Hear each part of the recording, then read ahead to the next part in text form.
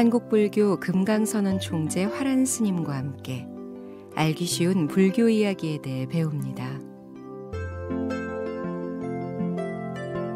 부처님께서 오비구를 제도하시고 야사의 친구 55인을 제도하신 뒤에 이제 내가 우르베라촌으로 가겠다. 이것은 삼가섭을 제도하기 위해서 가겠다. 이런 말씀을 했습니다. 삼가섭은 불을 섬기는 그러한 무리들이었습니다. 그래서 배하교라고 하는 종교를 믿고 있는 사람들이죠. 배화교는 절배자, 불하자, 불에다가 절을 하면서 복을 구하는 그런 일입니다. 우리도 지금 결혼식 때도 촛불을 켜고 또한 조상들한테 제사를 지낼 때도 촛불을 켜지요. 다 이것은 배화교도들한테서 유래가 됐습니다. 또 부처님 제자들 가운데서는 상수 제자로 항상 따라다니는 사람이 1250명인데 그 가운데서 1000명이 배화교도들이었기 때문에 불교에 들어온 뒤에도 늘 불에 대한 것을 습관상 깊이 가지고 있었습니다. 그러나 부처님은 그 불을 그냥 그 사람들이 복을 구하는 식으로 설명을 하는 것이 아니고 이왕이면은 마음속에 잘못된 불을 끄고 이제 조상의 지혜의 등불이 자손들에게까지 연이어가는데 초가 제 몸을 태워서 세상을 밝히듯이 우리들도 이 몸을 태워가지고 가정의 가풍을 개성해 나가자. 이런 의미에서 제사 때 촛불도 켜고 결혼식 때 또 청사초롱, 홍사초롱을 켜가지고서 결혼식을 하는 것입니다. 하여간 이 배화교라고 하는 것은 불을 섬기는 종교로서 고행을 높이 알고 대중을 거리는 것을 대단히 중요하게 합니다. 그래서 어떤 다른 종교 단체보다도 권속이 많아요. 머리에는 저 우리나라의 지리산의 갱정 유교인들처럼 상투를 하고 있었으므로 낙의 범지다. 낙의 상투를 튼 그런 범지들이다. 이렇게 부르기도 했습니다. 이 삼형제 가운데서 가장 우두머리가 되는 분이 우르빈나 가섭, 우르빈나촌에서 지내고 있기 때문에 우르빈나 가섭. 그 다음에 그 둘째 건이 나제 가섭, 셋째 번이 가야 가섭. 이렇게 해서 우르빈나 가섭은 500명의 제자를 거느리고 있고 나제 가섭은 300명의 제자를 거느리고 있고 가야 가섭은 200명의 제자를 거느리고 있습니다. 그러니까 모두 합해서 1000명의 제자가 되는 편이죠. 그래서 우르빈나 가섭은 아주 인물이 잘났습니다. 거룩한 몸매에 당당하게 생겼고 또 그 본인의 위신도 대단히 높은데 이제 쳐다보니까 자기보다도 더 몸매가 당당하고 위신이 높은 부처님이 와서 똑 서 계신단 말이죠. 그래서 물었어요. 어느 곳으로부터 오신 성문인지는 몰라도 내 치성껏 모시겠습니다. 희망하는 대로 초함을 원하면 초함을 드릴 것이요 초당을 원하면 초당을 드리겠습니다. 부처님께서는 좋다. 어떤 것도 좋은데 저기 저 집은 뭐 하는 집이지? 하고 물으니까 그건 불의 신을 모신 사당입니다. 그것에는 무서운 동령이 살고 있기 때문에 일반 사람들은 거쳐가기가 어렵습니다. 그래? 그러면은 그 동령 구경 좀 하게 내가 여기 하루 저녁 거기서 자도록 하겠다. 그래서 부처님이 그 용이 있는 방으로 들어가게 됐어요. 그러나 이 우르빈나 가섭은 그 부처님의 위대한 몸매를 보고 또 거룩하게 당당하게 생긴 그 위신을 보고 저분이 실달다가 아니냐. 만일 저 사람이 우리를 능가하게 된다면 우리는 이제 밥줄도 끊어질 것이고 여러 가지 종교에 있어서 문제점이 많이 생길 것이다. 이번 기회를 통해 가지고 꼭 없애버리는 것이 좋은 방법이 아니냐, 이런 생각을 가졌다는 것입니다. 그래서 부처님께서 동룡의 집에 들어가자마자 바로 그냥 겉에서 문을 잠갔다고 합니다. 부처님은 들어가자 가부좌를 맺고 조용히 산매에 들었습니다. 은은하게 마음에 광명이 쏟아져 나오는 화광산매, 자광산매, 자비광명의 산매에 들어가지고 조용히 계셨습니다.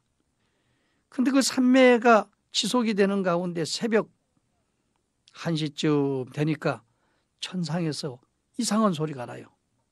싹싹 소리가 나서 쳐다보니까 팔뚝만한 큰 구렁이가 내려오고 있습니다. 혀를 널렁거리면서 두 눈에서는 불이 쏟아지면서 내려와요. 그래서 부처님께서는 불쌍히 생각해서 자비광명을 더욱 비쳤습니다. 그랬더니 동룡의 눈에서 쏟아지는 불빛이 너무 강하기 때문에 그것 가지고서는 항복받을 수가 없어요. 그래서 부처님께서는 화광산매에 드십니다. 화광산매는 온 몸뚱아리가 전부 불덩어리로 변하는 것이요, 주위에 있는 모든 불도 차력에 의해서 전체적으로 자기한테로 돌아오게 하는 산매입니다. 그래서 동룡한테서 쏟아내는 그 불기운까지도 전부 거두어들여 가지고 반대로 용을 내쏟으니까 용이 그냥 녹아가지고 뚝뚝뚝뚝 떨어집니다. 나중에는 조그마한 실뱀처럼 돼가지고 새벽녘이 돼가지고는 바리떼 옆으로 뚝 떨어졌어요. 작은 눈으로 살려달라고 벌벌 떨면서 쳐다봅니다. 부처님께서 야단을 쳤습니다. 너희는 전생에도 나쁜 짓을 해가지고 악한 용이 됐는데 부처님을 바라보고도 알아보지 못하고 부처님한테 가서 피해를 입히려고 한다면 너는 내 생에는 더 말할 수 없는 무서운 구렁이보다도 몇십 배 되는 고통을 받는 그러한 나쁜 과보를 받게 될 것이다. 열애는 우담바라꽃처럼 3000년 만에 한 번씩 나타나는 부처님인데 참회하고 바로 속으로 들어가도록 해라. 한참 쳐다보고 있던 구렁이가 이제 몸을 틀어가지고서 부처님 밥그릇으로 들어갔습니다. 인도 스님들 밥그릇은 한 말들입니다. 그걸 가지고 7집에 밥을 얻어서 4분씩을 해서 잡수는 것이기 때문에 바리떼가 큽니다. 그래서 바리떼 속으로 들어가서 또래를 틀고 앉았고 참회를 하고 완전히 항복을 했기 때문에 부처님의 밥그릇을 항용발이다 이렇게 부릅니다. 항복할 항자, 용용자, 용을 항복받은 그릇이다 이런 식의 이야기를 하죠. 그래서 그릇 속에 놓고 있으니까 아침이 되니까 이제 가섭존자는 틀림없이 어제 저녁에 구렁이한테서 잡혀서 먹고 씨도 남지 않았을 것이다 생각하고 당당한 모습으로 문을 열었습니다. 그런데 공교롭게도 부처님은 태연자작한 모습으로 산매에 들어서 앉아 계셨습니다. 깜짝 놀란 가섭은 대중들을 불러서 부처님께 전부 인사를 드리게 하고 잘못을 참회했습니다.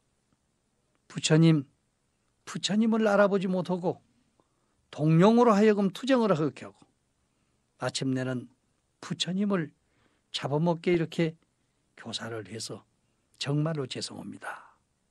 부처님께서는 나무랬습니다.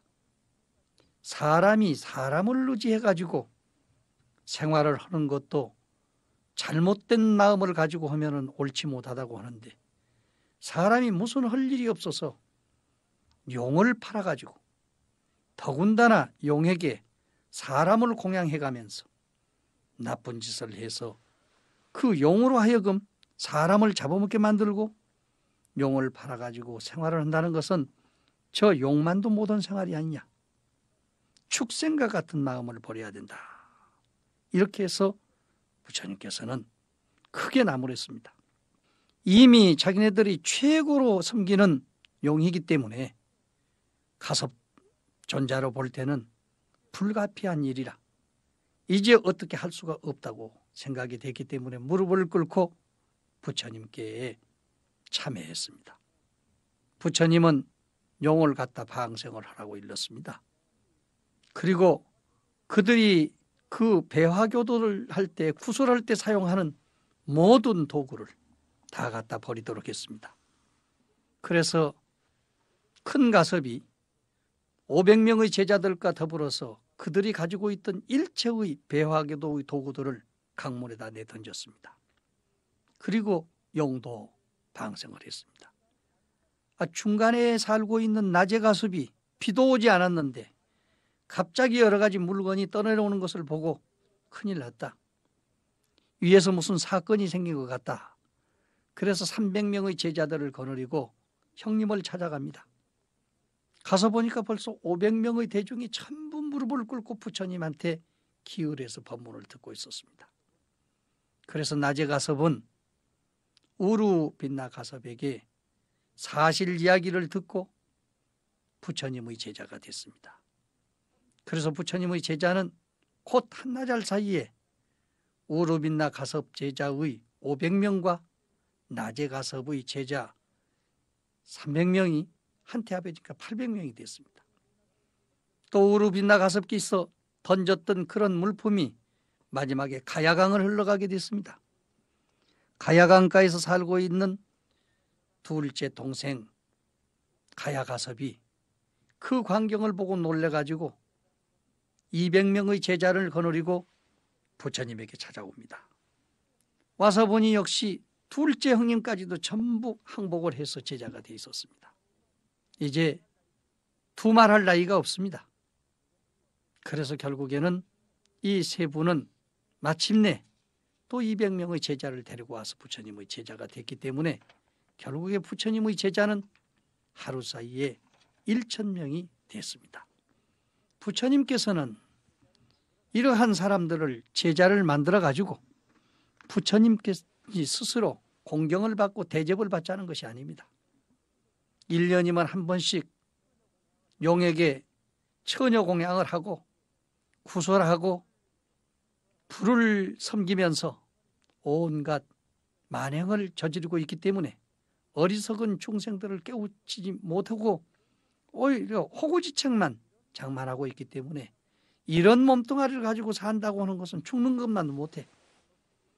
우리 말에도 먹기 위해서 사느냐 살기 위해서 먹느냐 하는 그런 이야기가 있습니다마는 남의 굿해주고 떡이나 밥을 얻어먹고 근근히 연명을 해가면서 사는 사람이 1000명씩이나 된다면 국가적인 면에서도 큰 손해예요. 또 평생을 두고도 말하자면 나무 제삿집에 가서 음식 얻어먹고 살아가는 그러한 거지와 같아. 그래서 부처님께서는 그 마음을 치료하기 전에는 나라의 임금님도 그곳에 와서 구설하는데 어떻게 바른 사회의 그 지도자가 될 수 있겠느냐. 이런 짓 하지 말고 이제 나와 더불어서 깨달음을 얻어가지고 부처님이나 임금님을 바로 섬기고 지도할 수 있는 인격자가 돼야 된다 하고 여러 가지로 일깨웠습니다. 이제 이 삼가섭은 그동안에 그 조상 대대로 본다면 1000년 이상을 끌고 내려오던 배화의 정신을 일시에 버렸습니다. 불을 섬기는 일은 버렸다 하지만 습관이 버려지지 않기 때문에 이제 불교에 돌아가지고 불을 섬기는 방법이 달라집니다. 저 하늘에 태양을 보면은 일광보살, 달을 보면은 월광보살, 그리고 모든 별들을 보면은 칠성보살. 같은 신앙인데 그 신앙의 양태가 달라집니다. 별빛이나 햇빛이나 달빛이나 컸다 졌다 반짝였다 어두워졌다 하기는 하지만은 우리에게 빛을 주면서 세금 내라는 소리 없어. 그 자연스러운 얼마든지 비추어주고 얼마든지 우리에게 지혜를 광명을 주면서도 상을 내지 않고 사는 저 자연의 위대한 정신을 받들어서 그 정신에 의해서 보살불교를 하도록 부처님께서는 일깨워 주셨습니다. 그리고 용으로 하여금 비를 내리고 구름을 일으키고 천지를 시원하게 해서 만물들에게 촉촉히 죽여줄 수 있는 그런 용이 돼야지, 도끼를 가지고 사람을 잡아먹고 세상을 괴롭게 하면서 스스로 혼자 공양만 받는 용이 돼서 되겠느냐. 그래서 이제 그야말로 미신, 우상, 삿된 신앙을 통해서 세상을 살아가는 사명외도의 모든 분들을 이렇게 부처님께서는 제도하셨던 것입니다. 어떠한 것도 두려움이 없습니다. 이제는 그 당시 왕사성에서 제일 가는 남자 무당 3사람을 교화했기 때문에 그 밑에 따라 있는 사람들은 저절로 전부 부처님의 제자가 되고 불교를 믿게 된 것입니다. 이것은 불교를 위한 것이 아니라 그 사회를 빛내는 일이요, 그 사회를 밝게 만드는 일이요, 미신과 우상을 없애는 일입니다.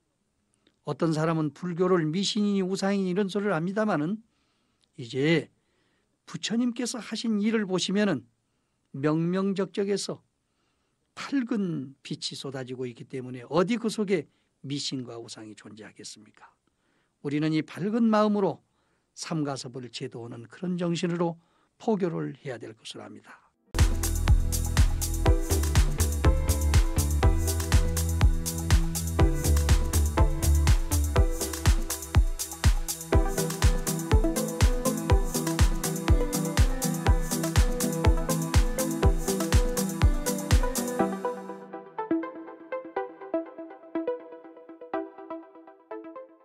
어제 우리는 낙의범지 삼가섭이 1000명의 제자를 거느리고 부처님께 기이한 모습을 말씀드렸습니다. 참으로 극적인 장면입니다. 오늘은 이제 부처님께서 구렁이를 방생하게 만드신 그러한 말씀과 삼가섭이 어떻게 마음의 해탈을 얻었느냐 하는 장면에 대해서 말씀드릴까 합니다. 부처님께서 우르벨라촌에 이르러서 삼가섭을 제도하여야 되겠다는 생각을 가지신 것은 사람이 신이나 동물 또는 자연을 이용해서 사람을 속이고 희생하는 잘못을 일깨워주고 뱃속에 들어있는 구렁이와 같은 마음들을 항복받고자 하는데 목적이 있습니다. 겉모습은 분명히 사람인데 속에는 독사보다도 더 무서운 생각을 가지고 있는 사람들이 많이 있습니다. 그런 사람들한테 한번 물리게 되면 차라리 죽음은 모르겠거니와 죽지 못하면 죽음보다도 더 큰 고통을 당하게 되는 수가 있습니다. 어찌 사람이 신을 이용한다든지 동물을 이용한다든지 자연을 이용해서 사람까지 속이고 살아서 되겠습니까? 도저히 안 될 일입니다. 오늘날 우리 사회에서도 이런 일들이 비일비재입니다. 어떤 사람들은 정월달에 대수대명한다고 그래서 돼지나 저런 닭이나 오리나 이런 것들 발목에다가 자기 이름을 써가지고 강물에다 내던지는 사람도 있습니다. 그렇게 해서 명이 길어진다고만 할 것 같으면 닭 장사나 돼지 장사는 얼마든지 명을 유지할 수가 있죠. 평생을 죽지 않고도 살 수 있지 않겠습니까? 되지 않는 겁니다. 자기 목숨을 위해서 남의 생명을 죽인다면 글쎄 얼마나 큰 덕을 볼란지는 모르지만은 반대로 내가 그러한 입장에서 죽어간다고 했을 때 원망 않고 죽어가는 것이 몇이나 되겠는가 한번 생각을 해보십시오. 그래서 저희들은 어떤 사람은 방생하는 물건에 대해서도 전부 거기다 이름을 쓰고 해가지고 괴롭게 하는 경우가 있는데 여러분한테 그 살려주려고 하면서 덩어리다가 먹으로 글씨 써보세요. 썸뜩썸뜩 할 겁니다. 이 양에 살려주는데 아주 놀래게 해가지고 살려줄 필요가 있어요?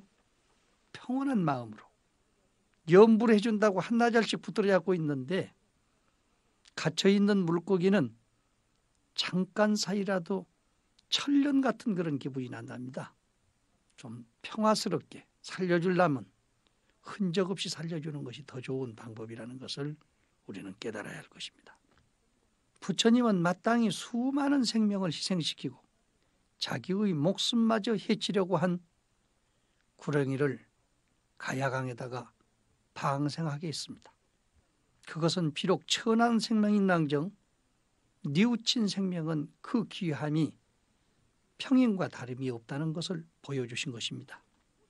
우리들이 볼 때 구렁이가 뭘 깨쳤겠느냐 하지만은 이미 팔뚝만한 구렁이가 조그마한 뱀으로 탈락이 돼서 부처님 앞에서 말하자면 무릎을 꿇고 참회의 눈물을 흘리는 모습을 분명히 보셨습니다. 잘못을 뉘우친 것을 죽이는 것보다는 스스로 그 수를 다할 때까지 그대로 놔두는 것이 좋다고 보신 것입니다. 일체의 모든 존재에는 정령이 들어 있습니다.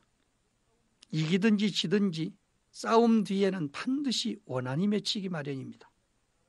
한번 원한이 맺히면 사람들은 그 관념 속에서 큰 고통을 겪게 된 것입니다. 1960년대 마산 나이론 공장을 지을 때입니다. 내가 또 이런 말씀을 드리면 혹시 다른 종교니까 그런 생각을 가지시고 딴 그 의미를 부여할 염려가 있는 분이 있을 것 같습니다만 이건 사실적인 이야기니까 제가 말씀을 드리겠습니다. 제가 60년대에 가평에서 조그마한 수도원을 만들어 가지고 고시 공부하는 사람들과 함께 공부를 하고 있었습니다. 그때 강모라고 하는 학생이 하나가 와가지고 고등학교 2학년인데 다른 사람들은 다 대학생인데 고등학교 2학년인데 학교를 중단하고 왔어요. 왜 왔느냐? 저는 이제 고시 공부를 통해서 그냥 검판사가 되기 위해서 왔습니다. 같이 지내면서 열심히 공부를 합니다. 여름철 모기가 흐르기 때문에 모깃불을 켜놓고 앉아가지고 이런 이야기 저런 이야기를 하다가 자기 본래의 모습이 드러났습니다. 저는 서울 동대문 모 교회 모 목사님의 아들입니다.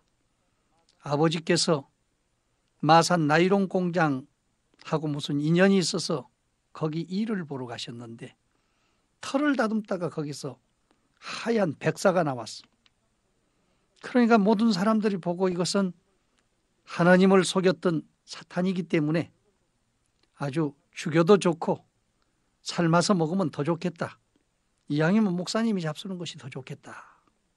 해가지고 참 상당한 그 위치에 계신 분이니까 잡았는데 바게스로 그정 3분의 2가 되더랍니다. 이걸 삶아가지고 같이들 여러 사람이 먹었어. 또 소화가 잘 되라고 술도 한잔 했습니다. 그렇게 됐었는데 그 뒤로 문제가 생겼습니다. 그날 저녁에 이 동대문에서 살고 있는 사모님께서 꿈을 꾸니까 큰 구렁이가 남편을 계속 따라다니더라는 겁니다. 그래서 전봇대까지 올라가 가지고 그냥 하는데 전봇대까지 따라 올라가기 때문에 할 수 없이 전봇대에서 그냥 뚝 뛰는 모습을 봤는데 그 꿈에 얼마나 놀랬던지 온몸에 땀을 흘리면서 벌벌 떨다가 깨니까 마산에서 시해 전화가 왔단 말이에요. 선생님께서 지금 백사를 잡수시고 혈압이 터져가지고 중풍이 들었더니 큰일 났다고. 그래서 그 길로 내려가 가지고 치료를 하기 시작해서 13년이 됐는데도 치료가 제대로 되지 않는다. 이런 이야기예요. 그래가지고 고민을 하는데 아버지는 계속해서 그 뱀이라고 하는 관념에 걸려 있다는 겁니다. 나는 뱀을 먹었기 때문에 뱀 때문에 이렇게 됐다. 이런 생각을 가지고 병치료가 잘 안 되고 고민하다 하고 있습니다. 그런데 마침 그때에 우리 마을 사람이 그 흑질백장이라고 하는 구렁이를 하나 잡아가지고 서울로 팔러 간다는 그런 이야기를 했어요. 그래서 내가 웃는 이야기로 우리 부처님께서도 삼가섭한테 있던 구렁이를 방생한 일이 있는데 너희 아버지가 그런 공포증에 빠져 있다면 구렁이를 잡아먹었기 때문에 나는 이런 병이 들었다. 이런 생각을 한다면 구렁이를 살려준다고 하면 마음이 펴질 거 아니냐. 이 사람 데리고 가서 한번 물어봐라. 그랬더니 아버지한테 연락을 해가지고 바로 택시를 대절해가지고 오셨어요. 우스운 이야기입니다마는 흑질백장을 그때 돈으로 3만 원을 주고 개울가에다가 방생을 했습니다. 그런데 이상한 일이 생겼습니다. 병든 이후로 지금까지 웃음이라고는 웃어본 일이 없는데 뱀이 꼬리를 치고 살아가는 모습을 보고 그때부터 웃음이 입가에 돌기 시작했어요. 그 뒤로 3년이 못 가서 몸이 회복이 됐습니다.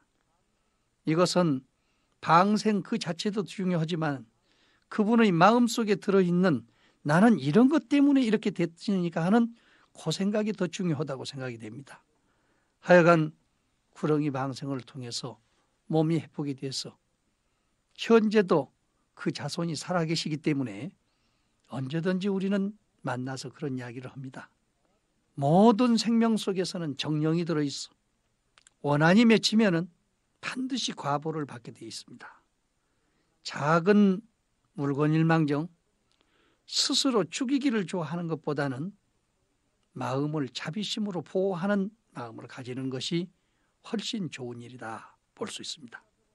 삼가섭은 그동안에 물과 불, 구렁이를 통해서 사람의 명과 복을 빌어주고 거기에서 얻어지는 여러 가지 곡물로 1,000명의 가족을 먹여 살리고 있었습니다. 사람을 팔아도 시원찮은데 하물며 순수한 자연과 가난한 동물을 팔아가지고 살면 얼마나 살겠느냐 말이죠. 이런 이야기 하면 또 죽이는 업을 하고 계시는 분들은 크게 걱정할 염려가 있습니다. 그러나 죽이는 것도 마음의 자세에 따라서 그 희생물들을 또한 생각이 달라집니다. 미안하다. 내 생에는 이런 과보를 받지 않도록 하자. 이렇게 희생물들에게 항상 감사하고 또 깨우쳐 줘가면서 사업을 한다고 생각을 해보십시오. 언젠가는 한 번은 죽어갈 물건들 아닙니까? 상대방의 이익을 위해서 즐거운 마음으로 희생할 수 있는 것을 깨우쳐 준다면 그 또한 말로만 깨우쳐 주다가 도리어 짐승만도 못한 사람이 될 수도 있는 거 아니겠습니까? 정말로 진정한 마음으로 하면은 짐승들도 알아듣습니다.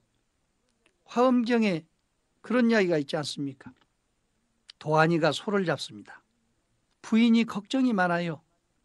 살생을 많이 하면은 반드시 과보를 받는다는데 어떻게 할꼬? 지나가던 스님이 보고 이왕이면 죽을 물건인데 남을 잘 보호하고 죽으면 좋게 된다고 하는 것을 깨우쳐줘라. 어떻게 깨우쳐 줄까요? 보리심을 바라라. 이렇게 일러주면 되지. 그래서 그 이야기를 듣고부터서는 도끼로 늘 짐승을 죽이면서 도끼로 찍을 때마다 발보리심, 발보리심 이렇게 하고 짐승을 잡았습니다. 처음에는 미안한 생각도 있고 또 안쓰러운 생각도 있고 자기 죄를 참여하는 그런 마음도 있고 해서 정성스럽게 했습니다. 그런데 이제 늘 하다 보니까 다 잊어먹었어요. 몇 년 후에는 습관적으로 발보리심 한데 큰 항소가 한 마리 들어왔는데 전혀 이게 넘어지지를 않습니다.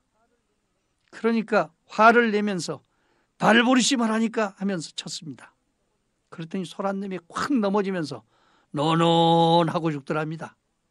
그때서 그 소리를 듣고 과연 남을 죽이면서 남보다만 보리심을 바르라고 했는데 너는 보리심 바랬느냐 하고 적는 그 소를 보고 깜짝 놀라가지고 깨닫고 보니까 현급 1000불 가운데 999불이에요. 999번째 부처님으로서 중생들 영양보충을 해주는 일을 담당하기 위해서 스스로 자원해서 도안이가 됐던 그런 분이 있음을 깨달았습니다.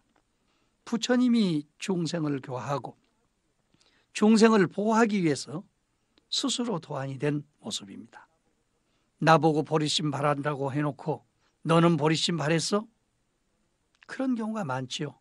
항상 복을 빌어주면서도 될 것인가 안 될 것인가, 나을 것인가 안 나을 것인가 근심 걱정하던 그런 마음, 좋은 일 해주고도 항상 죄송한 마음을 금치 못하는 그런 신앙 가운데서는 큰 신앙은 크지만은 암적인 마음을 갖는 것입니다.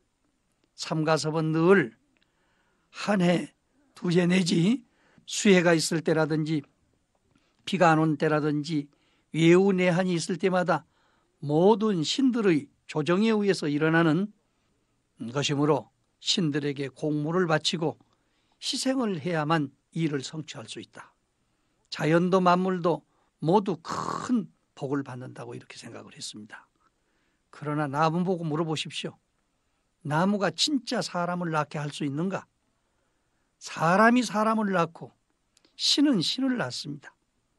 그러게 되니 사람은 사람의 정신에 의해서 사람에게 기도를 드리고 사람에게 그 깨달음을 얻을 수 있도록 정성을 들여서 복과 지혜를 짓고 바르게 살아나가는 것이 옳은 일인 것입니다. 이제 우리는 무슨 일을 하든지 남보다는 잘하라고 합니다. 그러나 스스로는 습관이 돼가지고 잘못하는 경우가 있어요. 우리 부처님 제자들도 늘 나무 기도 들어주면서 병이 나올까 안 나올까, 시험에 합격할까 안 할까 걱정 근심하시는 분들이 많이 계십니다. 기도를 않는 것보다는 훨씬 낫지요. 가피력은 있습니다. 그러나 그렇게 근심 걱정하는 마음으로 기도를 드려서는 안 됩니다.